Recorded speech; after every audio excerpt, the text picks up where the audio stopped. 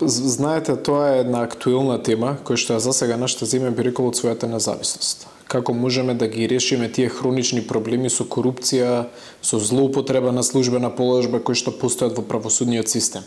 И ова е само една крајна рефлексија на сето тоа што се случуваше последните 30 години, но веќе достигна еден степен на неподносливост и разбуди на вистина голема страска и граѓаните, посебно последните случувања со случајот со рекет. Жалосно е што во последните 3 години имаме влада која што декларативно вели дека ќе се бори со проблемите кои што ги има во правосудниот систем, но во пракса, ниту во измена на закони, ниту во правосудна практика не гледаме никакви подобрувања, напротив, гледаме влошување на состојбите. Знаете, тој нивен целокупен однос кон уставот, кон правниот систем, велат ќе ги почитуваме законите, но нема да ги применуваме. Ќе ги почитуваме препораките на највисоките меѓународни институции, но нема да ги применуваме истите. И што значи тоа? Вие го рушите правниот систем, создавате енормно неправо, кое што најмногу го удира обичниот граѓанин, а гледаме дека, иако се залагаат за многу висока транспарентност, кога треба врз основа на јавно достапни информации, некој висок представник на владата да биде одговорен, правосудните институции молчат, владата молчи, значи нема никаква одговорност. Ова ќе биде многу сериозна тема во кампањата, бидејќи е една од најголемите теми, како што реков, што засегаат нашата земја. ВМРО-ДПМН планира да стави еден клучен постулат на кампањата во процесот на реформа на правосудниот систем, но не само политикански да се изразуваме дека ќе направиме промени, туку да предложиме конкретна методологија, конкретни мерки, како може работите на вистина да се направат подобро. Тоа е преку измена на законски акти, преку различни модалитети на надзор и обука, но исто така секогаш почитувајќи ги највисоките стандарди на меѓународните институции и организации кои што се релевантни да дадат препораки во таа насока. Така да европеизацијата почнува од нас. Но проблемот во нашата земја, посебно во областа на правосудството, е секој граѓанин која ќе се потсети, кога ќе му дое првиот момент на размислување какво искуство тој имал со било која правосудна институција, јас ве уверувам дека огромно мнозинство ќе се потсетат дека имале негативно или лошо искуство. Мораме да го премениме, бидејќи без функционален правосуден систем и без ефикасна администрација, вие не можете да имате во оваа земја успешна економија. Така да, веројатно, заради некои остатоци што ги има од претходниот комунистички систем, но и заради енормната злоупотреба која што имаат правено голем број политички елити до сега, ние системски не сме го решиле тоа прашање, но треба граѓаните да бидат убедени дека ВМРО-ДПМН ќе превземе конкретни чекори и конечно ќе имаме правосудство кое што ќе биде ефикасно, ефективно, транспарентно и ќе ги носи своите одлуки единствено со примена на квалитетни закони. ВМРО-ДПМН има свои тимови на терен за обнова на Македонија. Вие го предводевте тимот во Берова и тогаш изјавивте: време е оваа држава да добие влада која ќе биде фокусирана на реформите. Каква ни е сегашната влада? Ова е антиреформска влада, како што реков, која што на збор кажува многу, но на дело не гледаме ништо. Како тоа можеме најлесно да го видиме? Имаше прво во делот на евроинтеграцијата еден фамозен план 369, па фамозниот план 18, па кога видоа дека ништо не применуваат од тие планови, наеднаш исчезнаа во нивната маркетиншка реторика. Оваа влада има капацитет само за едно, да биде крајно попуслива за националните прашања, мислејќи дека ќе добие нешто во возврат за таа попусливост, да ги наруши клучните идентитетски прашања, сега да биде прашање како е името на оваа земја, што сме ние по националност, кога тоа не е воопшто прашање. Не е тоа дилема што ние треба да си ја поставуваме.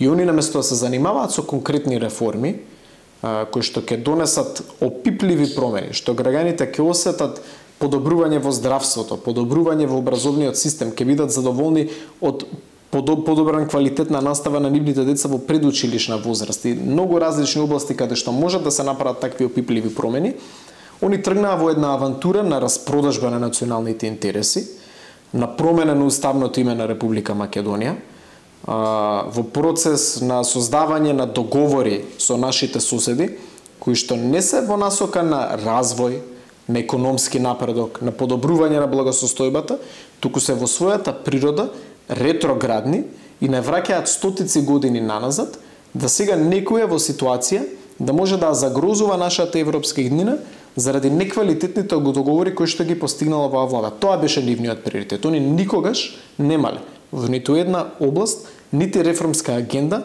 нити реформски капацитет. Затоа велам дека ние треба технократски со конкретна методологија да предложиме начини како оваа држава ќе се движи напред и исто така ќе треба да се работи и на санација на крупните штети што се направени на надворешно политички план. Ја спомнавте промената на името, бевте гостен во грчката телевизија Sky и таму рековте и покрај тоа што е сменето името на државата и на повеќе институции, граѓаните знаат дека се македонци и државата им се вика Македонија. Дали сте свесни за револтот кој постои меѓу граѓаните по овие уставни измени? Апсолутно сум свесен за тој револт, бидејќи јас сум еден од тие револтирани граѓани кои што мислат дека е направена огромна штета на македонскиот национален интерес, каде што ние сите сме навредени, нашата историја и нашите предци се навредени од еден таков однос и не само што сум свесен, како што кажав, туку сум и еден од лицата кои што го чувствуваат тој револт и таа негативна енергија кој што произлегува од таквиот профил на слаба надворешна политика, кој што, како што претходно реков, е подготвена единствено да дава еднострани компромиси. И вие кога се насочувате кон еднострани компромиси, не постигнувате никаков успех, освен во оваа ситуација целосна навреда на македонците во нашата земја. И јас навистина не знам како некои политичари со гордост изразуваат дека се од земја со некое ново име. Јас не познавам друга земја освен Република Македонија и како што кажав, јас тогаш на тој грчки медиум го кажав единствено тоа што навистина го чувствувам. Сум македонец од Република Македонија. Сега гледаме дополнително после ни се отвара и дилемата за македонскиот јазик. Мислам, тоа се прашање што во 21. век, ако ние сакаме да ги движиме нашите земји напред, нити помеѓу соседи, нити помеѓу било кои земји треба да бидат знак прашање. Прогресот е преку економија, преку дигитализација, а некој да ми го негира правото на идентитетско самоопределување е еден феномен кој што е страшно ретрограден и јас, верувајте ми, никогаш во мојот живот нема да дозволам така да биде. Политичари од СДСМ и медиумите блиски до таа партија постојано знаат да кажат дека ВМРО-ДПМН е изолиран од меѓународната заедница, дека партискиот лидер е изолиран од политичарите од европски и светски рамки, но вие како меѓународен секретар на ВМРО бевте заедно со партискиот председател Мицковски на многу средби, остваревте средба со многу значајни политичари. Што велат тие, запознаени ли со сите овие скандали што се случуваат во Македонија, имаат ли свој став? Мислам дека нема релевантен политичар во Европа, па и пошироко и во Соединетите американски држави, кој што не е тековно запустен со сериозниот степен на корупција и злоупотреба на институциите кои што ги имаме во нашата земја. Дел од нашата работа е примерно промоција на македонскиот национален интерес, а тоа е членството на Македонија во Европската унија и во НАТО, но ние секако не смееме да ги негираме и да се однесуваме како да не постојат овие тенденции кои што ги имаме во нашата земја. Нашите граѓани се осиромашени, нашите институции не функционираат, политизацијата е навлезена во секоја пора од нашето општество. Имаме влада која што создава трибализам, кој што создава се поголеми поделби на политичка основа. И време е тоа да запре, и ние токму тоа ги информираме и сите представници на меѓународната заедница дека новата влада предводена од ВМРО-ДПМН не е влада која што нема да биде влада која што ќе дојде единствено за да владае, туку ќе биде влада која што ќе дојде да управува за создавање на промени. И тоа ќе биде нашиот печат во македонското општество, нашиот политички печат, различен од сето тоа што е правено до сега. До сега се правени од одредени влади и добри работи, но се правени и огромни грешки. Ние мораме да ги пресликаме добрите работи, но и да научиме од сите грешки кои што се правени, вклучително и од претходни влади предводени од ВМРО-ДПМН. Така да време е конечно да имаме еден чесен, одговорен и искрен пристап во политиката, да работиме во интерес на нашите граѓани и да создаваме промени кои што ќе ги натераат сите млади кои што размислуваат да се иселат од нашата земја да останат тука, но да размислиме за тоа дека огромен број најпаметни, најспремни, наједуцирани, најквалитетни луѓе кои што веќе се иселени, треба да најдеме начин да ги убедеме да ги вратиме. едно од начините е создавање на квалитетни работни места со високи плати, но исто така треба да се справиме со енормното загадување, со подобрување на состојбите со зеленилото, создавање на квалитетно образование за нивните деца, силен јавен здравствен систем во кој што тие ќе можат да веруваат. И сите тие мерки кои ќе ги соберете со стручен тим и квалитетни луѓе, тогаш знаете дека можете државата да ја движите на вистинскиот пат. Кога парламентарното мнозинство го носеше законот за јазици, му стави едно европско знаменце, но сега Венецијанската комисија даде едно, би рекла, црвено светло за тој закон, ни кажа зошто и каде не е добар. Гледате ли расположение нешто да се смени, да се дебатира, да се слушнат другите страни, да се направат корекции? Ето, оваа влада која што себе си се рекува реформска и европска, со односот кој што го има спрема ова законска решение, докажува дека е антиреформска и антиевропска. Токму во новата методологија која што веројатно во следните неколку месеци ќе биде усвоена од страна на Европската унија, улогата на Венецијанската комисија во надзорот на земјите кои што треба да пристапуваат во Европската унија ќе биде зголемена. Така да јас се согласувам дека примената на тие препораки не се задолжителни, но земете во предвид дека тоа се препораки дадени од најврвните правни експерти во земјите кои што членуваат во кои што имаат членки представници во Венецијанската комисија. И гледав некои изјави, им се допаѓаат, не им се допаѓаат некои членови, тие луѓе се најкомпетентни, меѓународно докажани експерти. Драго ни е на нас како политичка партија што тие го кажаат тоа што ние постојано го зборуваме во овој процес. А тоа дека овој закон е неприменлив, противуставен и ќе создаде дополнителни проблеми во правниот систем, толку што Венецијанската комисија вели дека неговата неприменливост може да создаде дополнителни повреди на Европската повелба за човекови права. Улога на оваа влада, доколку е реформска и европска, е да ги земе во предвид сите забелешки на Венецијанската комисија и не само декларативно да вели дека ќе создава промени, туку во закон да ги примени истите. Пак влегуваме во политика на идентитет и етнизација на правото, што е страшно опасен процес, нешто што веројатно актуелната владеачка коалиција го прави единствено за да добие гласови. Но тоа не е крајната цел на политиката. Доколку вие имате правни норми кои што ќе создадат дополнителни проблеми, вие создавате можност за инфлација на противправност во системот. И тука ние треба со таквите предизвици да се бориме единствено низ призмата на правото.